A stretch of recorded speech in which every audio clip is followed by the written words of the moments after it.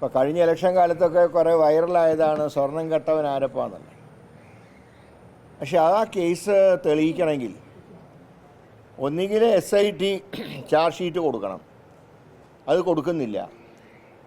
കോടതി ഇത്ര ദിവസത്തിനകം ചാർജ് ഷീറ്റ് തരാൻ ആവശ്യപ്പെടുകയെങ്കിലും ചെയ്യണം. അതും ചെയ്യാത്തൊരു സാഹചര്യത്തിൽ പ്രതികൾ രക്ഷപ്പെടാനുള്ള സാധ്യതകൾ വളരെ കൂടുതലാണ്. കാരണം സ്വർണം കക്കാൻ വിദഗ്ധരായിട്ടുള്ള ആൾക്കാർക്ക് തെളിവ് മായ്ക്കാനും വിദഗ്ധന്മാരായിരിക്കും. ഇപ്പോഴത്തെ ഒരു സ്ഥിതി, ഇപ്പോൾ കൊച്ചി ദേവസ്വം കമ്മീഷണർ ഗവൺമെൻറ് നിയമിക്കാം, മലബാർ ദേവസ്വം കമ്മീഷണറായിട്ട് സർക്കാർ നിയമിക്കാം. തിരുവിതാംകൂറിന് വരുമ്പോൾ ഒരു പട്ടിക തയ്യാറാക്കി കോടതിക്ക് കൊടുക്കണം. കോടതിയാണ് തീരുമാനമെടുക്കുന്നത്. ഇങ്ങനെയൊക്കെയുള്ള ന്യൂനതകളാണ് ഞങ്ങൾ ചൂണ്ടിക്കാണിച്ചത്. അതല്ലാതെ കോടതിയോടുള്ള ധിക്കാരമോ ബഹുമാനക്കുറവോ അല്ല. ഈ കാര്യത്തിൽ ഗവൺമെൻറ്റിന് കുറച്ച് ഫ്രീഡം വേണമെന്നാണ് ഗവൺമെൻറ് അഭിപ്രായം. ഇല്ല, ഞങ്ങൾക്ക് കോടതിയോട് ബഹുമാനമുണ്ട്. കോടതിയുടെ ഉത്തരവുകൾ അനുസരിക്കുന്ന ഒരു സ്വഭാവമാണ് കോൺഗ്രസിനും UDF-നും ഒക്കെ ഉള്ളത്. പക്ഷെ ഇപ്പോൾ ഈ ശബരിമല വിഷയത്തിൽ ഈ സ്വർണ്ണക്കൊള്ള കണ്ടുപിടിക്കാൻ ഒരു മാർഗവും അവലംബിക്കാൻ ഇപ്പോൾ സർക്കാരിന് കഴിയുന്നില്ല. കാരണം SIT-നെ ഹൈക്കോടതി ചുമതലപ്പെടുത്തിയ സാഹചര്യത്തിൽ അവരാണെങ്കിൽ റിപ്പോർട്ട് പൂർണ്ണമായിട്ട് ചാർജ് ഷീറ്റ് കൊടുക്കുന്നതുമില്ല. സർക്കാരിനൊന്നും ചെയ്യാനും കഴിയുന്നില്ല.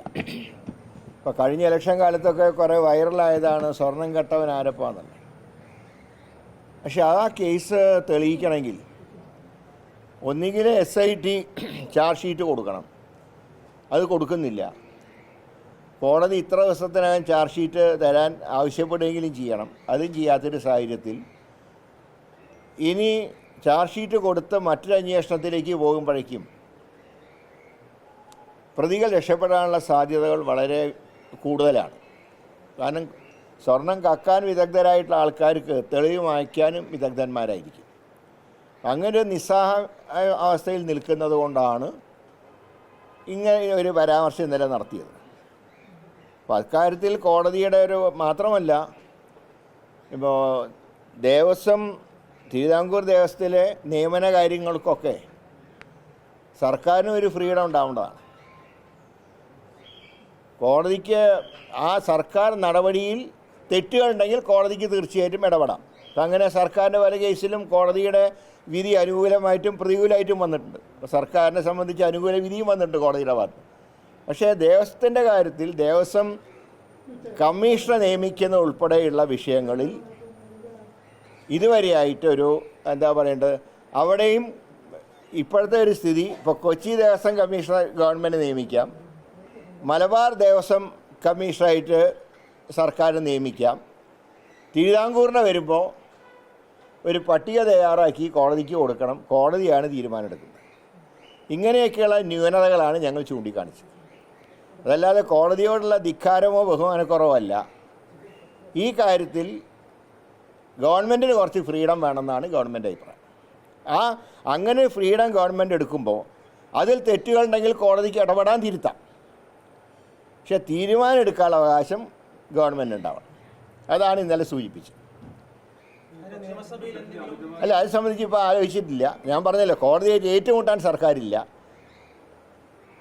പക്ഷെ അതേ സമയത്ത് ഗവൺമെൻറ്റിൻ്റെ അവകാശങ്ങൾ ഞങ്ങൾക്ക് ലഭിക്കുകയുമാണ്.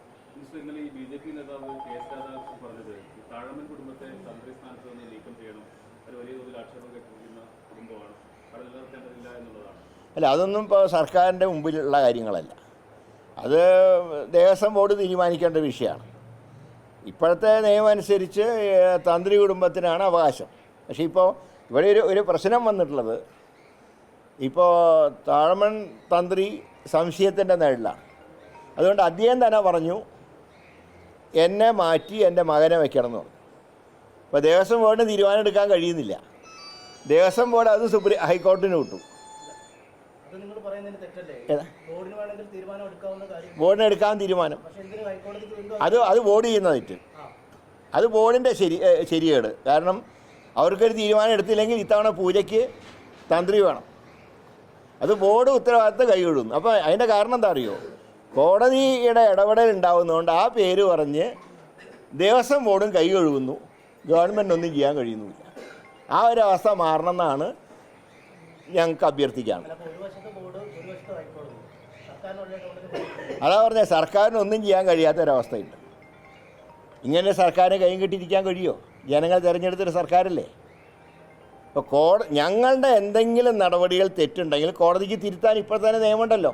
എത്രയോ ഞങ്ങളുടെ തീരുമാനങ്ങൾ കോടതി തിരുത്തിയിട്ടുണ്ട്. ഞങ്ങൾ ആരെങ്കിലും പരാതി പറഞ്ഞോ? അപ്പോൾ കോടതിയുടെ വിധിയിൽ സംശയം ഉണ്ടെങ്കിൽ നമുക്ക് മേൽക്കോടതിയിൽ പോകാം. ഇതിപ്പോൾ ഒന്നും ചെയ്യാൻ കഴിയാത്തൊരവസ്ഥ ഇന്നിപ്പോൾ ഉണ്ട്. അതാണ് ഈ ശബരിമല സ്വർണ്ണക്കൊള്ള വിഷയം ഇപ്പോൾ അങ്ങ് സ്റ്റക്കായി നിൽക്കുക. അതാണ് ഇന്നലെ സൂചിപ്പിച്ചത്.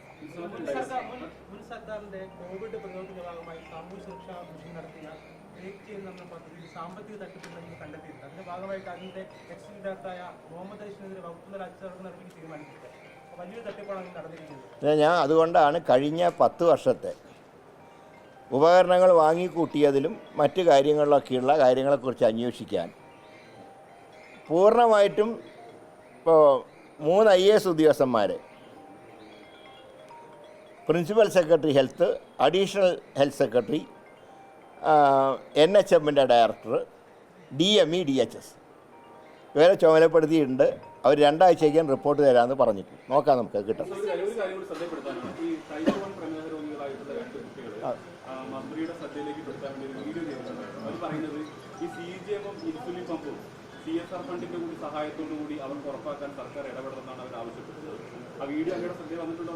ശ്രദ്ധയിൽപ്പെട്ടിട്ടുണ്ട്. ആ കാര്യങ്ങൾ സർക്കാരിൻ്റെ പരിഗണനയിലുണ്ട്.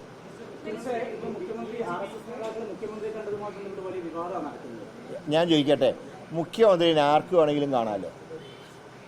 എന്നെ കാണാനും കുറേ, ഇപ്പോൾ ഞാൻ ദേവസ്വം വകുപ്പ് ഉള്ളതുകൊണ്ട് എന്നെ കാണാനും പല ആൾക്കാരും വരുന്നുണ്ട്. അവരോട് വരാൻ പാടില്ല, കാണാൻ പാടില്ല എന്നൊരു മന്ത്രിക്കോ മുഖ്യമന്ത്രിക്കോ പറയാൻ കഴിയുമോ? മുഖ്യമന്ത്രി എല്ലാവരുടെയും മുഖ്യമന്ത്രിയാണ്, കേരളത്തിൻ്റെ മുഖ്യമന്ത്രിയാണ്. അദ്ദേഹത്തിന് ആർക്കും കാണാം. നേരെ മറ്റേ അവരുടെ ഏതെങ്കിലും ഫംഗ്ഷനിൽ ഞങ്ങൾ പോകുമ്പോഴാണ് വിവാദമാകുക. നേരെ ആർക്ക് ഇങ്ങോട്ട് വരാം, ഞങ്ങളെ കാണാൻ നിവേദനങ്ങൾ നൽകാം.